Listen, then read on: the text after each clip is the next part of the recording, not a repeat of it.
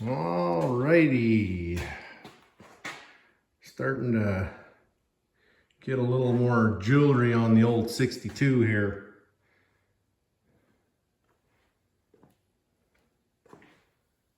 Just putting back the original trim. It's not perfect, it's got a few blemishes, but you know what, it's pretty good. And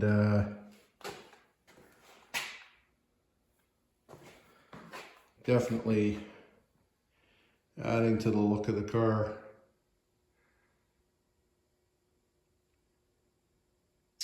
So yeah, I can still reach in to get the nuts on the insides of the fender there.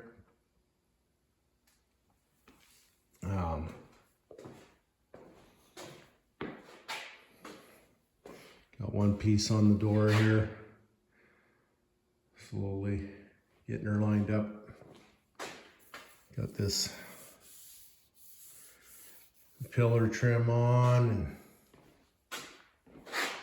painted the dash.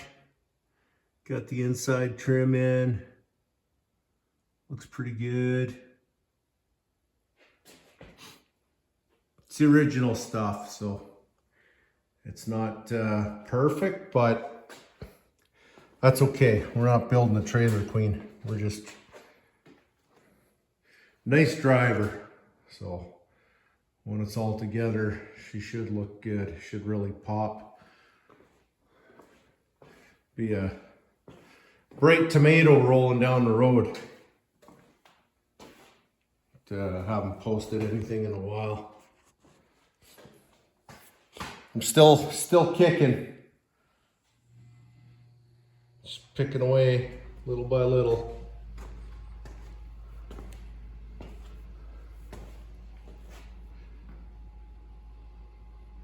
Still gotta clean up the floor there. It's getting some Dynamat and carpet, and I gotta get the quarter glass out, change it, because it's getting new tinted glass all the way around. But it was kind of a relief getting the windshield and the back glass in.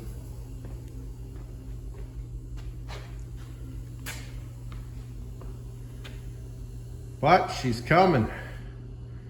The more trim I get on it, the better it's looking.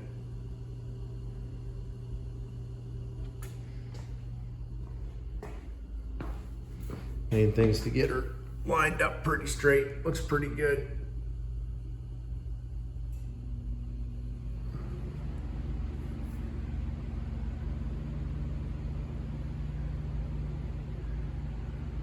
Yeah, not too bad.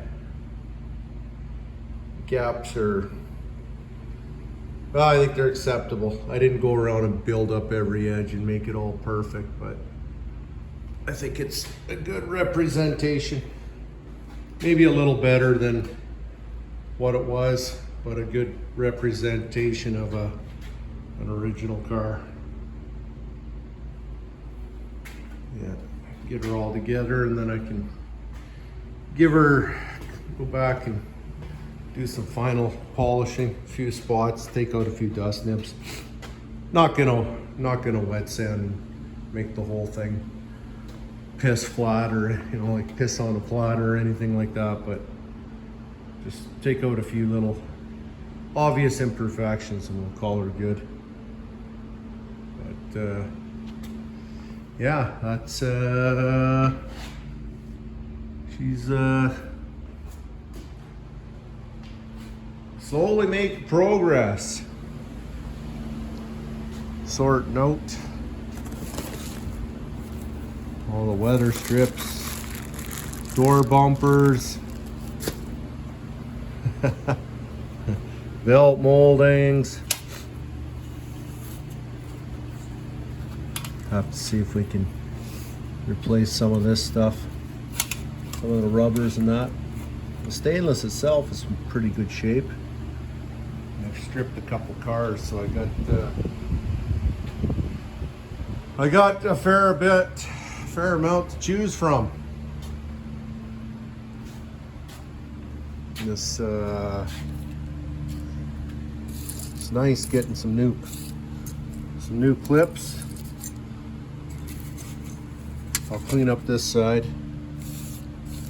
That's what I'm doing. I've just been cleaning up a little bit before it goes back on.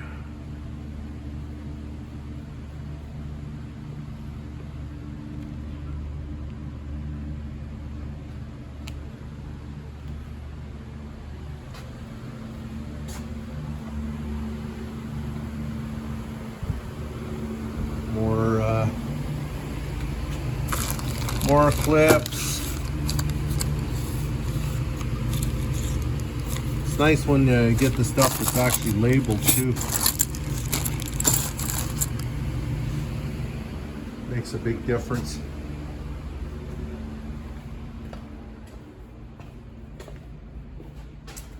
Next we'll get the trunk. I don't know about next, but before I put the quarter trim on, I'll clean up in here. I want to spray in the trunk and spray the insides of the quarters, so that's all sealed up, clean. And we got more clips, bolts. There's yeah. Check this out, some show cars. Brand new interior kit. Lists all the screws, how many of each, and what they're for. So that's kind of nice.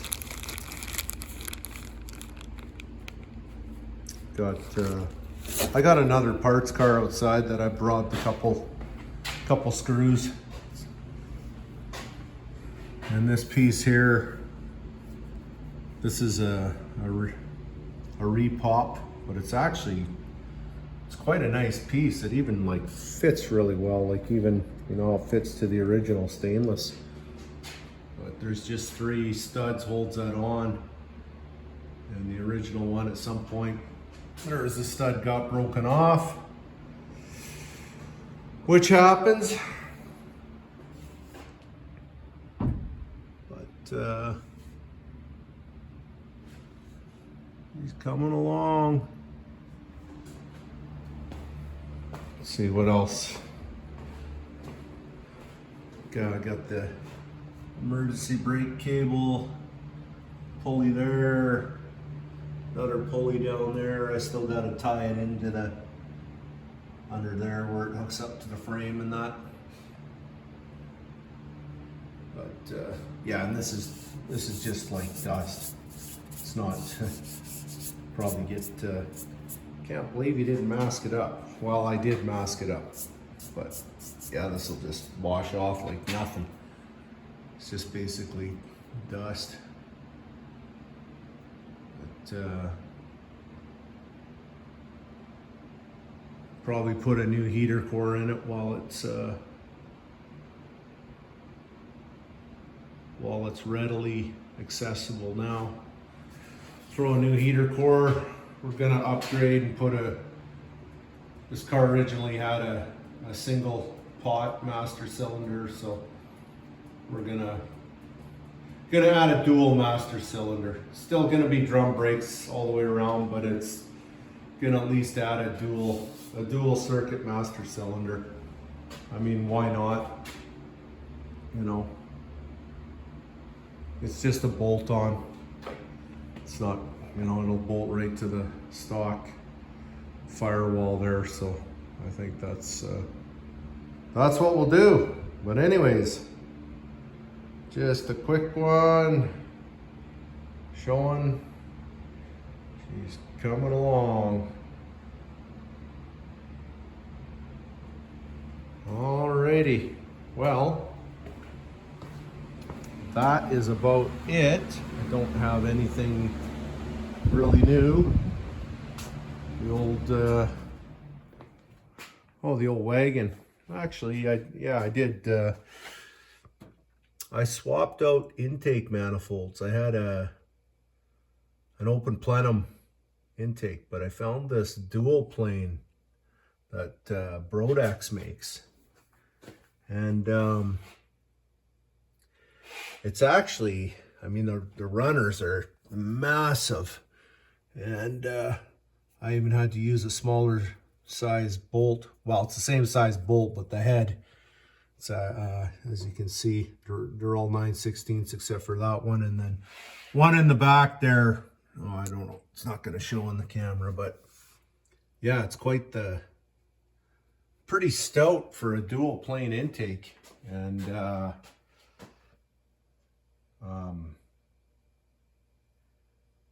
I definitely like it. The drivability, just like low RPM, is just that much nicer. I mean, I had the Victor Jr. on there, Edelbrock, and I mean, it's a great intake for sure. But I know with this intake, it's low, but it's it's not as low as like the factory LS6, but it's pretty, you know, they've lowered it this way, but they've actually sunken the runners down a little deeper into the valley. So it still has the performance. I mean, it's you can tell just the way the air cleaner, and I've got a wedge spacing because it was perfectly flat. So I've got a wedge in there to get the intake to sit, you know, more how it would on a factory style intake. Actually, that's showing up not too bad in there. But yeah, the low and mid range is, I mean, I haven't ran it at the track with this intake, but just driving it around it, it feels great. I'm glad I'm really happy with just since I swapped it out, just the drivability on the lower, you know, steady cruise like that. You know, I can cruise at, you know, fifth gear at just over 2,000, and it cruises along pretty nice. But yeah, if those that are running rectangle port heads and you want a performance dual plane but hood clearance, I mean, I've got this cowl hood on this car, but I'm pretty sure that the factory hood would clear no problem. You can see when you're looking at the front to the back of the firewall there. So, because I might probably, when I paint the car one day, if I paint it one day, I'd probably like to put the stock steel hood back on it. This is an aftermarket fiberglass hood, and it needs some work and stuff, but probably I'll paint them both to match. But yeah, really happy with that intake. So again, this is I didn't even know of all. It's kind of funny. Of all the companies, I wouldn't have thought that Brodex would have made a dual plane. But yeah, it's dual plane rectangle port intake, and the RPM, the range like is 3,000 to 7,000 is the operating range on it. So it's quite a stout piece.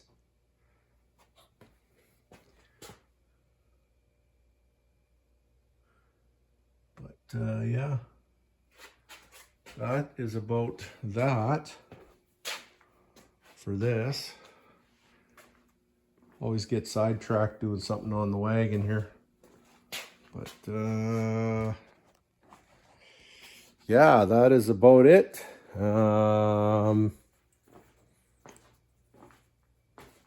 What else is going on? Yeah, for those that I did mention,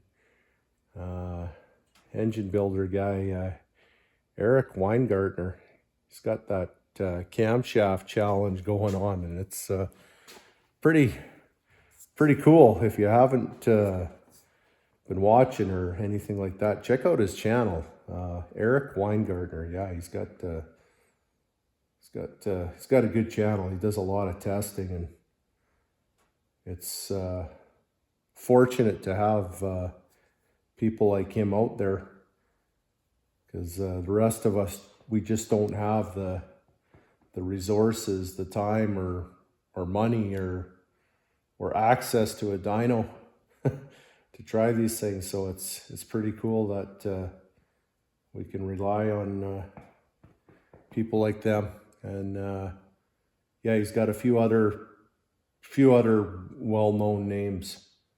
So yeah, I highly recommend for those that are into the high performance deal. Check out his channel, and I'm curious to see when it's all said and done the results on the. Curious to see who's going to win that camshaft challenge. But anyways, I think it's pretty cool. But I like the performance stuff. Maybe one day one day when I win the lotto and I have a dyno machine set up in my garage, maybe I can do some testing and post some videos. Anyways, yeah, still kicking. Just picking away on the old 6.2. Hopefully, I don't know, next video, maybe I'll have all the trim on it and be looking more like a car. But anyways, thanks for watching. Till the next one, take her easy.